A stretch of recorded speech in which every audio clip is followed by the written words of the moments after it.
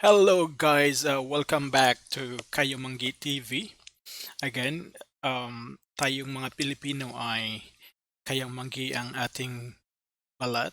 So, that's why kayo dito lang tayo sa Kayo Manggi TV, 'di ba? Kumusta kayo diyan? So, anyway guys, let's go back to uh, our web development, making a website using HTML. Okay, so today, guys, we're gonna talk about how to create links, okay, to our website. So, yung link, guys, from the word itself, link, ito yung parang uh, ililink mo yung particular page, okay? Link or i-connect mo sa, it could be external website, it could be an email, or it could be, uh, you know, um, to your page itself, okay? Sorry guys, medyo ang aga pa kasi. Well, it's 4 a.m. in my time here. Anyway, so ito yung website natin the last time, right? So ngayon I'll teach you how to create link kasi pangit naman pag yung website mo is isang page lang, isang content lang, right? So to speak. So ito, lagyan natin ito ng, let's say, dalawa or tatlong links. Depende yan sa iyo guys, okay? As a web designer or web developer, dapat before you make a website, you already have a plan. Ano yung contents na ilagay mo. It could be about yourself, okay? It could be about your, anything about your, it could be about your business, okay? Your hobbies in life. So, depende yan sa iyo. Coffee muna tayo guys, saglit. Okay, there you go. So dito, so kinopya ko na to, okay? Again, like what I said previously, you can get the source code of your website by right-clicking, right-click, tapos view page source, tapos dito, kino, kinopya ko na to. So, let's say guys, dito tayo titira, ilagay natin yung links sa my here, okay, this part here below sa uh, an ordered list, okay? So let's start.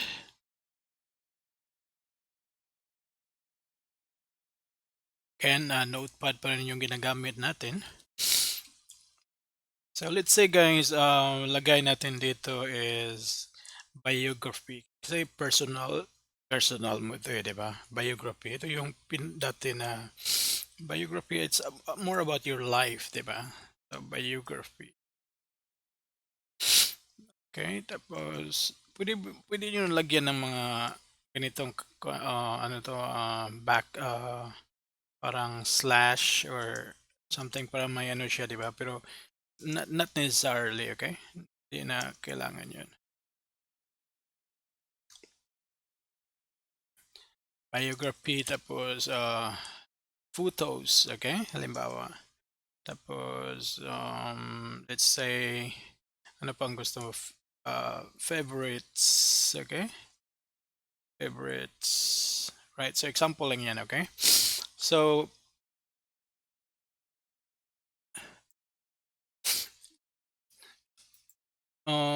pag gusto mong lagyan ng, kasi pag if save mo to guys, tignan natin anong mangyari. So, parang ganito lang siya, di ba? Walang karte-arte, simple lang. So, let's say lagyan mo ng lines yan guys, horizontal line. So, just put this tag, HR. Okay, no need of just that tag, okay, no need of closing. See, my horizontal line na siya. Example lang yan, okay? Coffee muna guys. Okay, naka-coffee na ba kayo dyan? Ako, may coffee ako sa table ko. So, yep. So, if you notice, hindi pa siya yung link natin hindi pa clickable, di ba? So, lagyan natin to ng um, HTML tags uh, para maging clickable siya. Okay? So, gawin natin dyan. Ang HTML tag for making a link is what we call href. Okay? So, href. So, parang maganda pa rin siyang tingnan. We're gonna make it as uh, a header again, okay? Pero gamitin natin is maybe H6, right? Let's try, or H5 maybe, okay?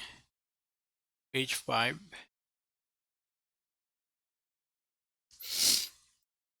Pause closing dito, right? Okay. Save, fresh, right? So medyo ano na siya, di ba? Naka-bold na siya kasi header ng ano sa kanya, di ba? So, next thing guys is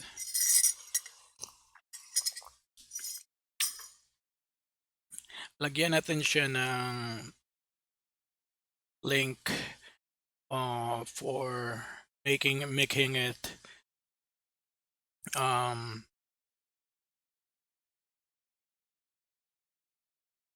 parang connect siya, okay? Making it connected to a particular page.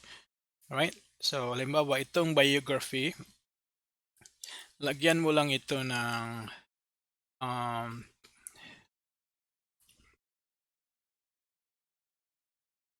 ito ang gawin natin, right?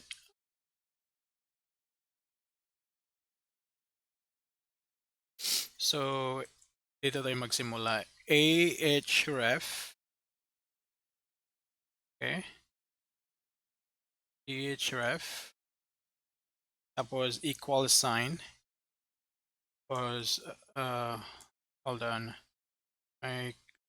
Yep, yung quotation, okay? Lagyan mo yung quotation.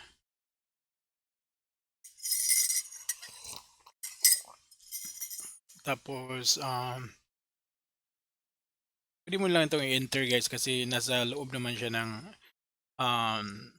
header natin. So, hindi yan, there's no problem dyan, okay? So, tapos,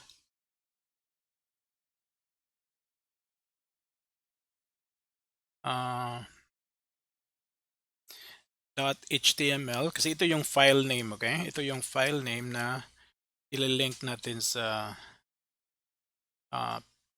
page mo, okay? Tapos yan.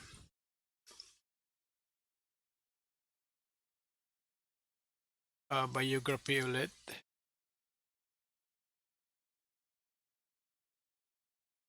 Tapos, ito na guys, closing na. Okay. Actually, you can make this lower or lowercase, that's fine, doesn't matter, right?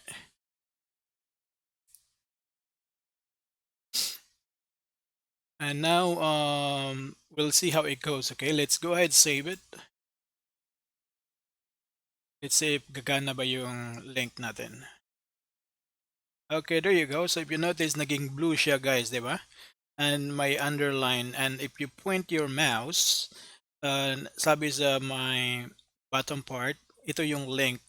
However, if you click that, sabi the file was not found. That's fine because we haven't created a particular page to point this link, right? So gawin natin, okay, gawin natin is we're gonna open a new notepad.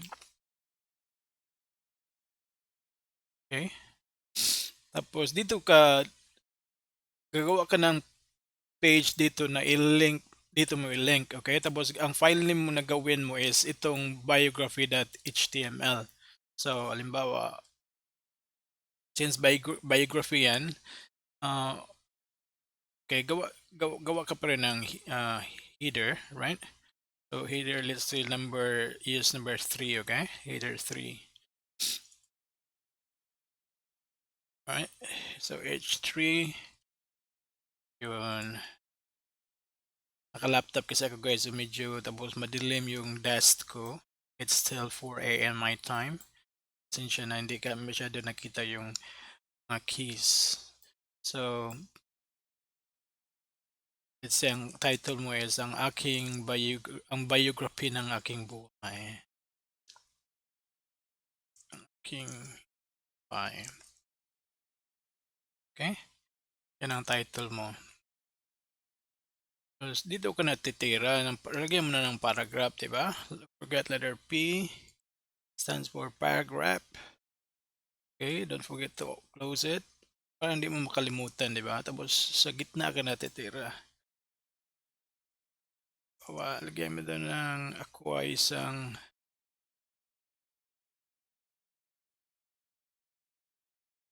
taong ibig at nagmamahal. Okay? Example lang yan mga tol, okay? Wag mong seryosuhin ang buhay. Tapos i-save mo yan. Okay, save mo as yung biography.html kasi yan yung ginamit natin ng file name eh. Tapos pag i-refresh mo yan and then i-click mo to, yun. So naka-point na siya sa biography page, right? So tingnan mo. Okay? So biography page na siya guys, okay? Tapos pag gusto mong palitan, obviously as a web developer again, you have to be like you have to use your common sense, okay, so to speak. So halimbawa pag yung index or the front page mo is ang background is orange, so then sa ibang mga page din orange mo na yung background. So depende na yan sa iyo. As you know, as you go along you would learn guys, okay. So right, so at least tingnan mo gumana na, di ba? Ano siya, tapos balik ka lang sa hit mo lang yung yung back button, okay? Para balik ka sa main page, right? Tapos so tapos na sa biography. So gawa ka rin ng link sa photo. So same lang, pwede mo tong i-copy and paste guys, okay? Copy and paste mo lang to, right? Copy, tapos yep, paste mo dito, okay? Oh, di ba? Tapos palitan mo lang ito ng photos. Yung kung ano yung link na ilagay mo guys, yun doon yung file name, okay? Para hindi magulo ba? 'Di ba? Common sense, right? Common sense mga tol. Tapos photos. Okay? And same thing with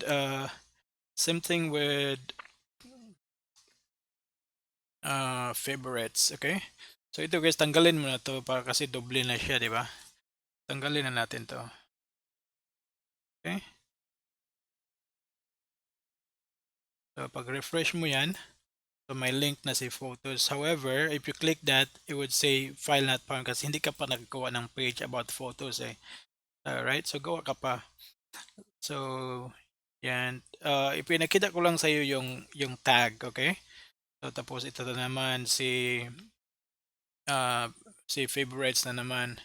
Copy mo lang 'yan, right? Copy mo lang 'yan. Simple, 'di ba?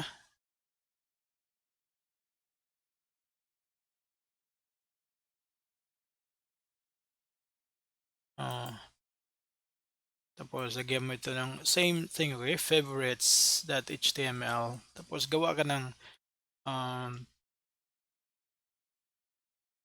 tanggalin na natin to. Or tanggalin natin tong dito photos, 'di ba? Dito na tanggalin natin tapos lagyan natin ng closing na lang. So you as a developer guys, you would learn, right? As you go along, right? Or parang may naisip ako guys, okay? Refresh mo na. See, favorites is now also clickable. Yep. Oh, may not. Yep, parang may arrow hindi arrow, parang may ano tawag diyan. Merong ano dito parang that anyway, tanggalin natin 'yan. Coffee muna ako guys. May naisip ako. Um, Iano na lang natin 'to. Lagyan din natin siya ng ano wait. Okay, ito yung tanggalin natin, 'di ba? Kasi kaya siya doble, right? Paano sa wala na. Save tayo na. Fresh. Okay, tanggal na siya. So, medyo maliit lang yung fonts, 'di ba? So, pag gusto mong palitan yung fonts, um, lagyan mo lang ng tag na font size equal. So, we'll try that, okay? So, halimbawa itong biography.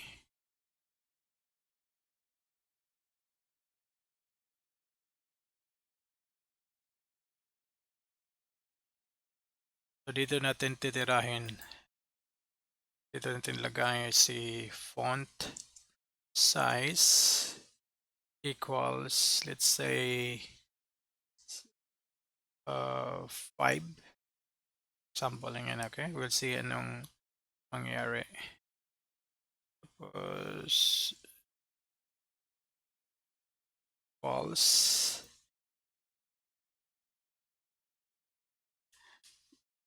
So, ang closing, dito natin ilagay si closing.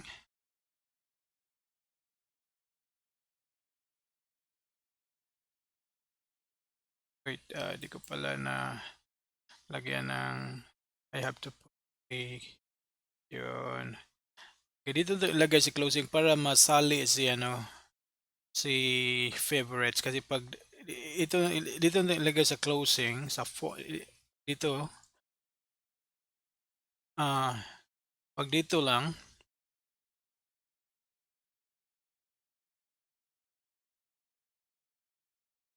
see what happens.